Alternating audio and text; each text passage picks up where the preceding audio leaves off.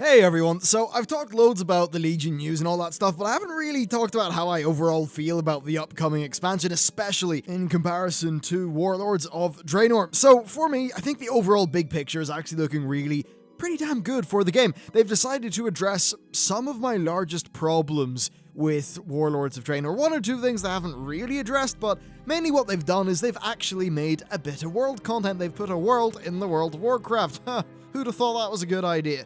So I remember all the way back during the WoD launch, there was this big debate about flying, and I suppose after the WoD launch as well, but everyone was, shouting about flying, and the people who wanted no flying, like myself, at least for the launch patch, talked about how it would really make the world feel populated. How little did we know. Yeah, instead we just ended up stuck in our garrisons and, pretty much sucked and the world was empty. Well, with Legion, it seems like they're going to be reverting that. We've got the whole thing where the levels scale up for all of the zones, which means they're going to be relevant difficulty to everyone all the way through. That's pretty good, and it immediately means that the playable area at endgame is going to be a lot bigger. If you think about it, most expansions only have a tiny amount of max level content. It's more been the case that you kind of hop around from a specific max level location in each zone to another one, and you skip out on most of the world.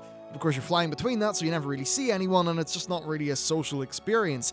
So I think that paired with the new quest system, this essentially means you'll hit max level and you'll be able to just, keep on questing in a form that on the face of it seems to be better than the traditional dailies. Of course, the nitty-gritty and all the specifics and all that shite will have to be that's something we'll have to actually see and play, but on paper, it's definitely looking quite good. I guess when you hit max level, you should every day have a decent enough reason to actually head out into the world and do something, and yeah, it might not be a crazy high-octane trip, but at least it's going to be better than what the garrisons offered. And I suppose, in many ways with Warlords, all that I wanted was that feeling, back like when I was 5 or 6 years younger, where you just log into WoW and you think, fuck, I've got so much stuff to do. That feeling you could just sit there, play the game for 8 hours, and you'd still have loads of things to do, whereas in Warlords, it's like, yeah, I pop in and okay, I'm done now. It seems like that feeling might be a bit more possible for more people, and that's something that I'm actually quite happy about. Now, since there are going to be more people gallivanting in the world, they're going to have more reasons to actually add world content into the game. Stuff like world bosses and events would work out way better in a game where loads and loads of people are already out in the world, and combined with the shared mob tagging, I think there's a chance for this to be a really good, social and fun experience. Now, I'm a bit concerned that they might not do a good job of having really high quality content going on, so is it just going to be a bunch of mob kill zones spread around the world? Is that going to be it? Or are we going to have, say, bits of reputation quests that unlock based on our progression of other stuff? We don't know yet. We need more specifics. So on the face of it, the system does sound pretty good. Now let's talk about a system that I'm a little bit less 100% keen on, and that's the legendary system. So on the one hand, I love how they're super rare and powerful items. That does sound exciting, especially if it comes with a big class space effect.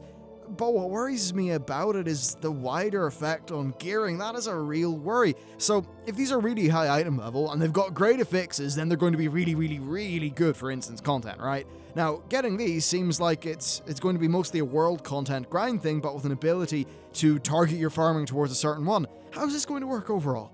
Are the raiders going to be grinding mobs somewhere to try to get a legendary item to drop? Again, we don't really know 100%, but it's definitely got me concerned. If something that drops in the world is going to be way more powerful than your average raid item, what's that going to do to the whole effect of things?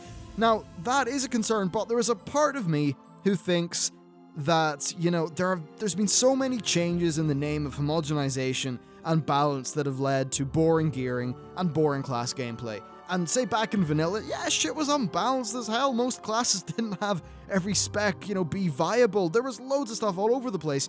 Same goes for TBC and parts of Wrath as well, but people seem to find a lot of that more compelling. Okay, less so for the Wrath stuff, and really that's when homogenization started to become a thing. But a part of me thinks that doing a ballsy move like these legendaries could actually be really fun and be really worthwhile. We're going to have to wait to see. But I suppose I do wonder if Blizzard have just internally said, you know what guys, we could balance everything and homogenize everything, and we'd probably still fail at making it balanced, and hunters would be the top of every chart, even though they're shit easy to play. That said, as a hunter. But they could say that, or they've maybe just decided internally, you know what, let's just throw caution to the wind a little bit and actually try to make some stuff that's exciting and super fun and stuff as game designers we would actually really want to make. Maybe something like that has happened. Maybe that could turn out to be really good. Maybe it could be a spectacular failure. We just don't know. Now, I suppose that now that I've mentioned homogenization, I'm just going to talk about the classes. So for the class changes, I did videos on the Hunter and Priest ones because they were the ones that interested me the most. Rogues seem kind of cool, I suppose. I mean, Outlaw seems pretty similar to Combat in a lot of ways. Same goes for the Warlocks. Actually, I think the new Demonology sounds way more cool to me personally. But I like the idea of the classes being differentiated, and I also completely support the idea of the classes being more simple at a base level, but with more room for expansion with talents. Of course, what that really means is you'll just be choosing the talents that give you the best throughput. But let's be real, they will probably be the active talents that, put something on your hotbar. So overall, the class stuff, I like their mentality. We need to see how they actually play, so it's pretty pointless to talk about most of it. But I like the mentality, I commend that. Now then, let's move on to dungeons, because I was actually really happy about this. So first of all, they bumped the number of launch dungeons up to 10. Hurrah, that's great. We'll have to wait to actually play the dungeons in beta to see if they're any good. I mean, they could all be shite, but based off the Warlords of Draenor ones, I am pretty damn happy to assume, or at least think, that they will be at least half decent, which is fine. I think the challenge dungeon idea is brilliant. Yes, Diablo 3 does similar stuff, but a good idea is a good idea regardless. It opens up dungeons as a viable long-term, playstyle for the endgame, instead of being a super short stepping stone.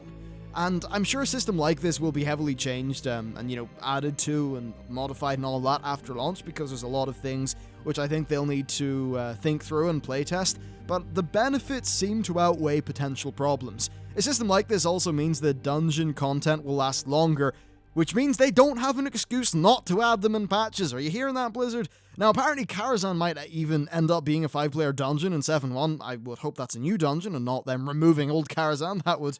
oh boy, the internet would be fun if that were to happen.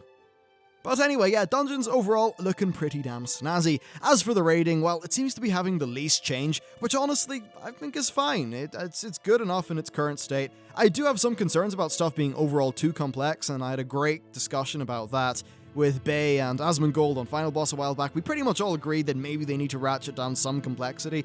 That was a very interesting talk, though. I'll probably cover it on the channel a bit. But anyway, raids, probably not going to see a massive change, and I'm happy they're continuing along their already pretty solid course.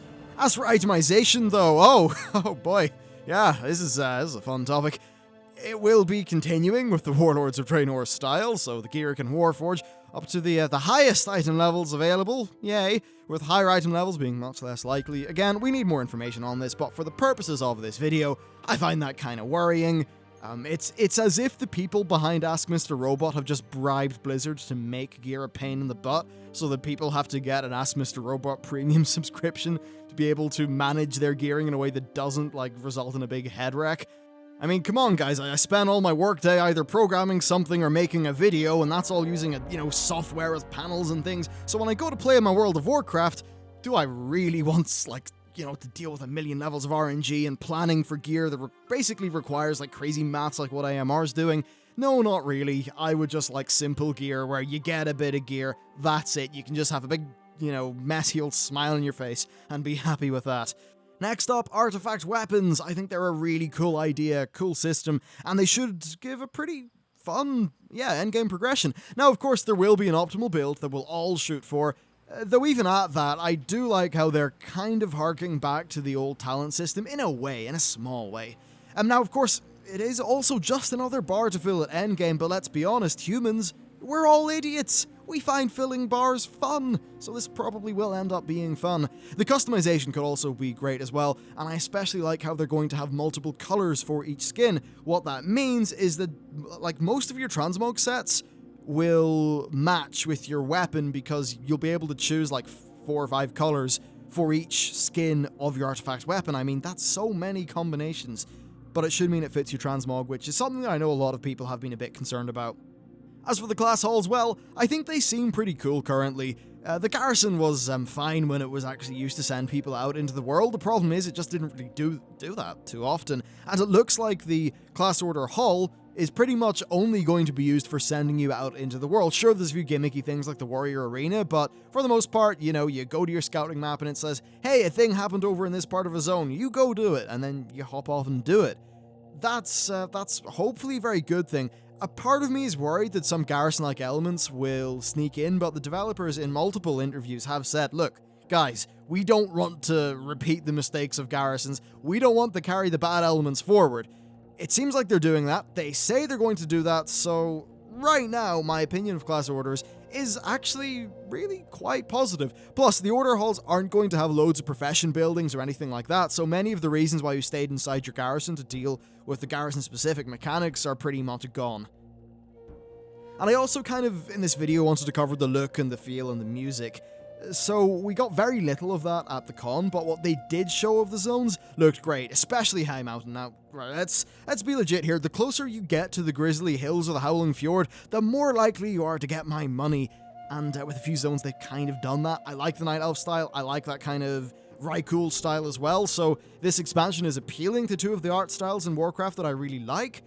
Overall, I think it's very strong looking from what we've seen, though obviously there's not that much of it and we're going to have to wait to see, but suffice to say, I'm feeling pretty positive. Now, as far as music goes, we heard some stuff while they were doing their their zone preview videos, and it did sound quite good. The only thing I would say is I hope they keep stuff a bit more ambient than some of the more recent expansions. Much of my favorite music in terms of gameplay is the vanilla TBC and Wrath stuff. Now, what do I mean by my favorite music in terms of gameplay? I mean the music that I prefer to have playing while I'm playing the game. Like if you're in, just chilling out like a Night Elf zone, it's nice to have some of that nice ambient music. If you're in Westfall, the old pre-Cataclysm Westfall music is just ambient and relaxing and communicates the tone of that zone. I know it's also the same as the Mulgore music. I really like that stuff. It was a bit more chilled out and it didn't blast your ears with super loud chanting all of the time. I mean, seriously, that original Garrison music, what was up with that? Ugh, it hurt my ears after a while. That's why I installed an add-on to get rid of it. But yes, as far as music goes, the more chilled out and the more ambient, I think that just makes the zones themselves more relaxing and more immersive. And of course, if most of your music is ambient, then the parts of your music that are really loud, really rousing, they're going to stand out and be more effective for it. Next, professions, because I just don't know how to order the topics in this video at all. So I think they've got some really great changes coming to professions. Though despite all of the stuff that they said on stage, I'm actually the most happy about the prospecting and ore shuffling, and most of the stuff that they talked about with crafting does seem quite good, and I think having more quest content for the professions is certainly a good thing for the majority of players, but what I really personally want to know about is what they plan to do with the economy. Will we have loads of interesting interactions between crafting materials? Will they develop a profession system that encourages a lot of wide-scale supply and demand versus you personally farming BOP items like Motes of Harmony, the things from Mists of Pandaria. Overall, we need to know more about professions, but I think there's pretty good stuff coming. I suppose I should also mention Demon Hunters. Yeah, I almost forgot to do it in this video. So I've watched a few streams, and from what I've seen of the Demon Hunters, I'm really happy. It seems like they've got a lot of movement, and the I-beam ability is a really nice skill shot, and I do like skill shots in terms of gameplay design. Their starting zone seems really cool, but perhaps a bit too easy. I'm not 100% convinced about that. And another great thing about the Demon Hunters as well is they showed off some of the new melee effects. They've kind of got, well, you know the way in, I suppose anime is probably a decent comparison here. I don't watch anime, it's just, I don't know, it doesn't really do anything for me. But it's that kind of effect if you see a character swing a sword and there's like a bit of a haze behind it, like a trail.